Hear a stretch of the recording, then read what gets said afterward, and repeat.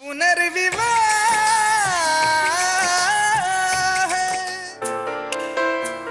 आज मैंने डिसाइड कर ही लिया है। आरती जी को अपने दिल की बात मैं साफ साफ कह दूंगा। लेकिन कहूंगा क्या? आरती जी आई लव यू? नहीं नहीं नहीं नहीं, अच्छा नहीं लगेगा और मुझसे होगा भी नहीं। क्या कर सकते हैं?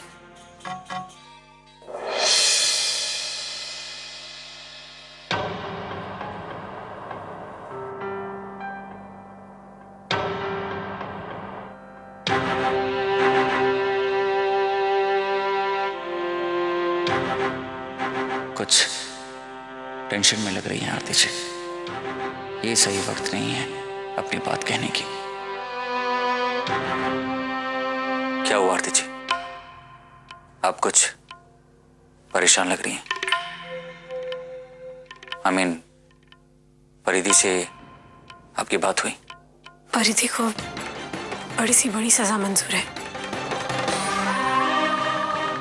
लेकिन वो अपने पति की नजरों में गिरना नहीं चाहती। वो प्रतिभा से कभी सच नहीं बोल पाएगी यश जी। अब आप और पंकज भैया उसे कैसे इस मुसीबत से निकालेंगे? मुझे तो कुछ भी समझ में नहीं आ रहा है।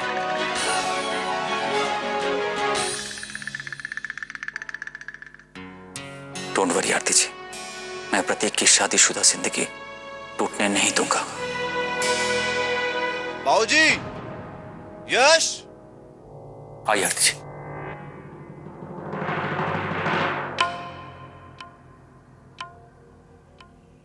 क्या हुआ पंकज? बाबूजी, वो कोर्ट ने परिधि की केस की आखिरी सुनवाई की तारीख दे दी है। कब है सुनवाई? कल।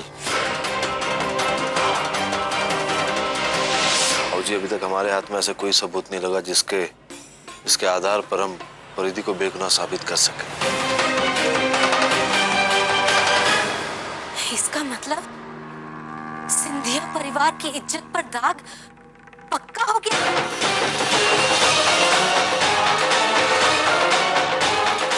इस परिवार की बहू को 7 साल जेल में चक्की पीसनी पड़ेगी। क्या हम डेट पोस्टपोन कर सकते हैं?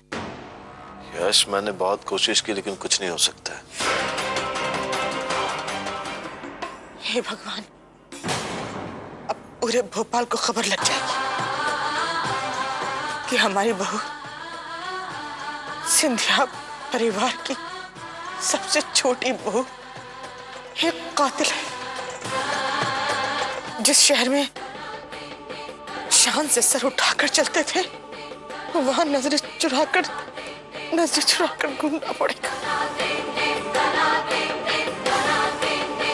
इस लड़की ने हमें कहीं भी मुंह दिखाने के लायक नहीं छोड़ा। बच्चों से गलतियां हो जाती हैं, बड़ों का बड़प्पन उन्हें माफ करने में ही है। जो कुछ हो रहा है ठीक नहीं हो रहा है। मैंने अपना पूरा जीवन लगा दिया इस नाम को कमाने में, और पिछले 40 सालों से गायत्री ने भी सही मायनों में मेरी अर्धांगिनी बनकर इस परिवार के मान सम्मान को सहेज कर रखा है।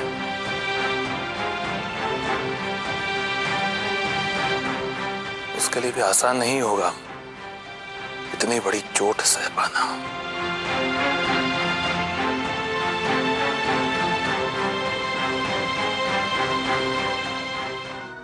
देखो, आखिर तुम्हें सजा हो भी गई ना, तो मैं भी तुम्हारे साथ जेल में ही आके रहूंगा। Don't worry. मैं प्रतीक भाई और परिधि को ऐसे नहीं देख सकती। देखिए कैसे बच्चों की तरह रो रहे हैं। परी, उनकी खुशियों में ग्रहण मत लगने दीजिएगा। परिधि को बचा लीजिए प्लीज। परिधि को बचाने का अब सिर्फ एक ही रास्ता है।